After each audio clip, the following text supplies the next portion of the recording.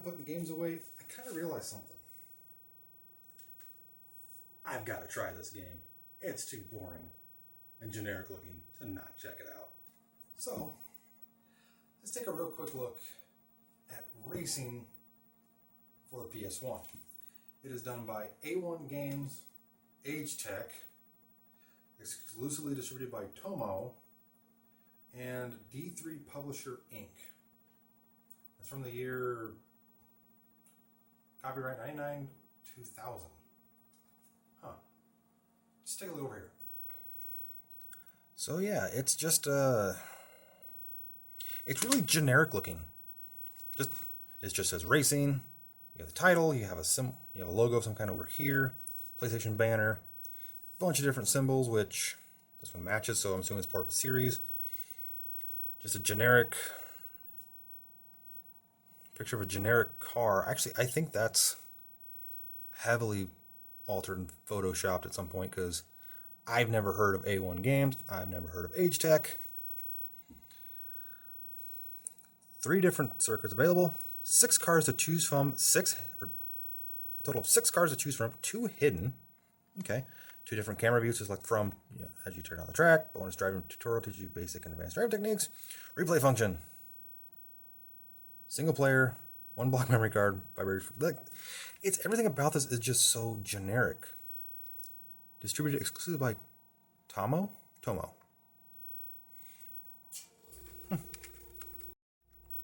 I mean, the very definition, the thing I think about with this, the case is awesome. So we have sports, fighting, action, adventure, puzzle, roleplay, simulation. I really wouldn't consider this a sports game. I mean, if anything, it would be more like a simulation game, but it just seems really generic.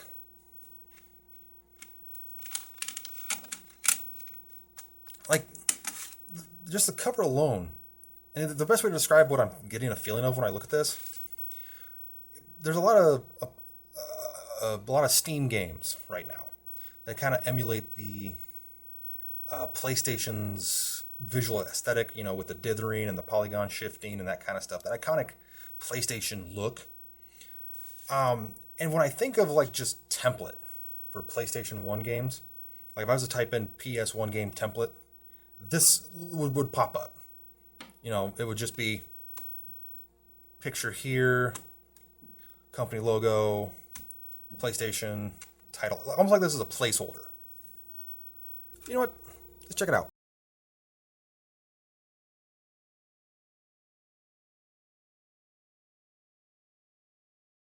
But first, allow me to sing you the song of my generation.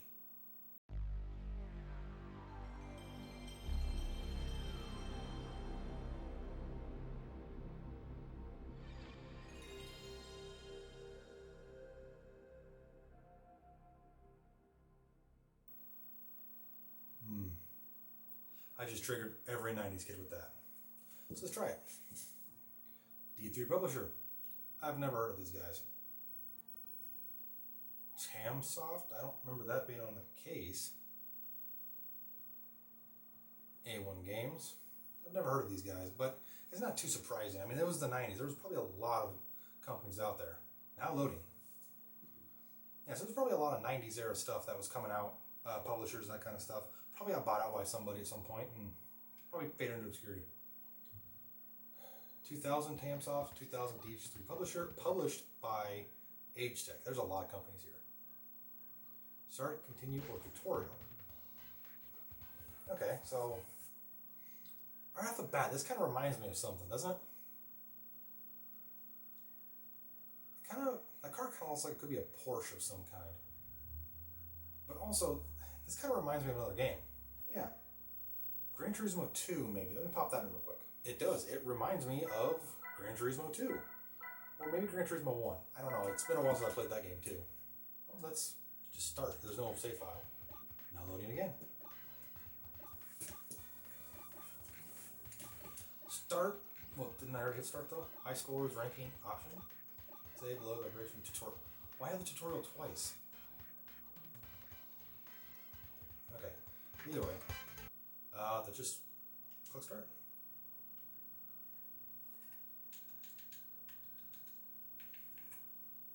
There's only one car option. Where's the game? A total of 6 cars to choose from, 2 hidden. So that would tell me that there should be 6 cars to choose from, and I would have to unlock 2 of them. But there's only 1. It's not my controller, because it works just fine. And I don't even recognize that car.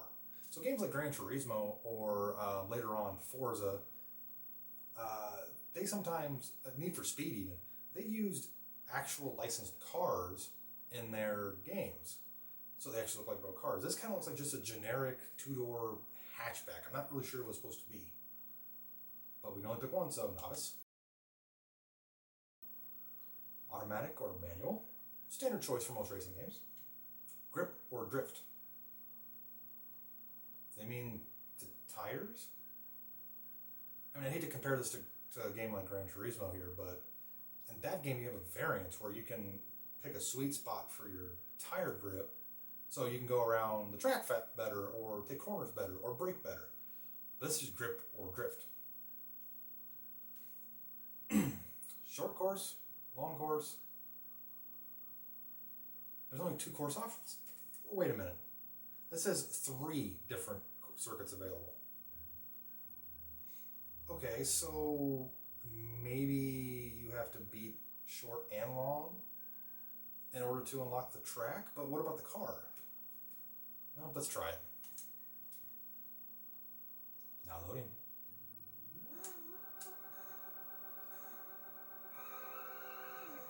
Generic tire squeal. Oh, that's an annoying sound.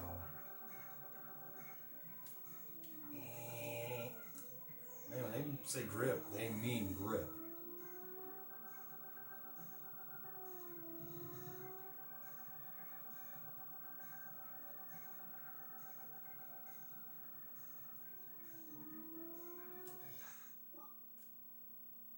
Okay, first place in short track, and I still didn't unlock a car.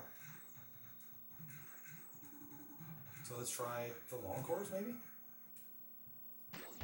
Okay, so now I have the next car unlocked, Pro, but it only unlocked 1 car. So I'm assuming that if I was to win long track and short track with the next 1 car, it would unlock the 3rd car. And as I progress with winning with each car, it would unlock the next car. And then finally, when I unlock all the cars, it would unlock each circuit. That's almost... It's kind of a strange... It's an interesting way to do that on a racing game. Because on games like, again, Gran Turismo, you unlock, car parts or upgrades for your cars. You unlock cars where you unlock new tracks, or in the case of Need for Speed, later Need for Speeds anyway, you can unlock new areas of the city to race in, or you can unlock new cars to unlock new cars to drive. And that makes sense for games like that. But this is a very arcadey style game. I'm almost expecting to see a flashing insert coin thing here. And the other thing is, it's only a 1-player game. That's a very interesting decision by this developer. Let's see if I can figure out who these guys are. First, let's set up the internet. Racing PS1 game.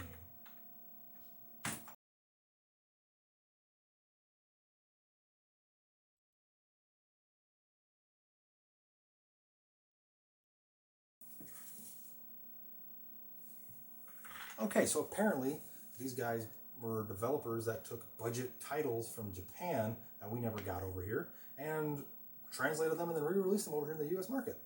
Interesting.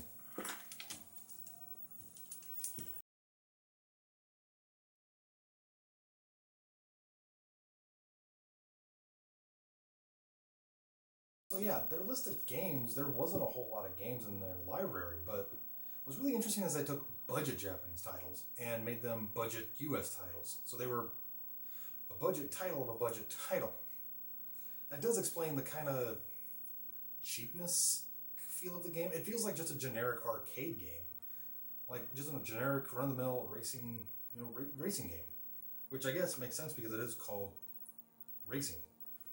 But the thing is, or the problem is anyway with that is, like, this was fine during the Atari days. You know, football, boxing, racing, you know, tic-tac-toe, you know, just generic. Even the NES had stuff like this. Tennis, golf.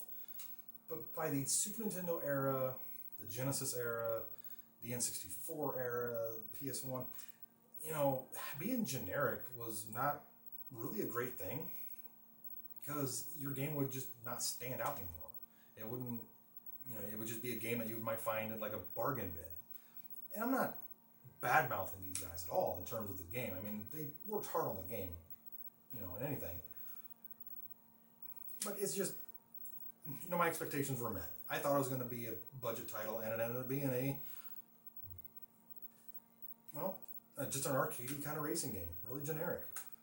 And I don't want to compare it to any other racing game, but Gran Turismo is a game that I played a lot growing up, and it kind of just, there's bits and pieces where I could see where I got like Cruis'n USA, it's got stuff from like Gran Turismo 2, it's got stuff from Need for Speed a little bit, but it is definitely an arcade game, and my expectations were met. So, the game isn't bad, it's just not Game of the Year. It's not going to knock Forza and Gran Turismo off as Racing Game of the Year.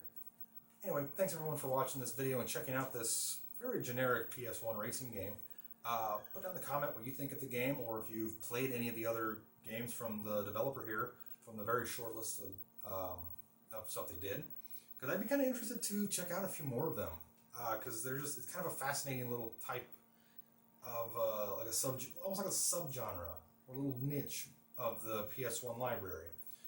Hit the notification bell to notify when I upload more content, and hit the subscribe button to subscribe to the channel. Every subscriber helps to build the channel so I can do bigger and better videos. And that being said, thanks for watching, and I'll see you in the next video.